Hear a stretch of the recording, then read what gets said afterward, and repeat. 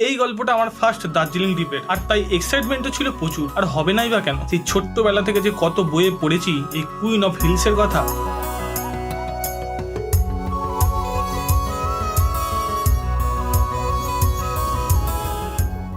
রাত 10টা 5 শিয়ালদা থেকে দার্জিলিং মেলে করে এলাম এনজিপি। তারপর নিজেদের গাড়ি খুঁজতে একটু কষ্ট হলেও পাহাড়ে উঠতেই সব ক্লান্তি উধাও। নিমেষের মধ্যে ওয়েদার চেঞ্জ, ভিউ চেঞ্জ। সত্যি পাহাড়ের গন্ধে যেন এক আলাদা শান্তি আছে। প্রায় 2.5 ঘন্টা জার্নি করে আমরা এলাম আমাদের first stoppage lovers meet view পয়েন্টে। এখানে তিস্তা আর রঙ্গিত নদীর মিলন হয়েছে, তাই হয়তো এই জায়গাটাকে লাভার্স মিট ভিউ পয়েন্ট বলা হয়। আর এই দুই নদীর মিলন আমাদের শেখায় পথ আমাদের আলাদা হলেও গন্তব্য এক হতেই পারে। এখানে বেশ কিছুক্ষণ সময় আর কিছু ফটো তুলে এলাম পেসক টি গার্ডেনে। যতদূর চোখ যায় শুধু সবুজ চা বাগান, পাহাড় আর ঠান্ডা হাওয়া, এক অসাধারণ মনোরম পরিবেশ।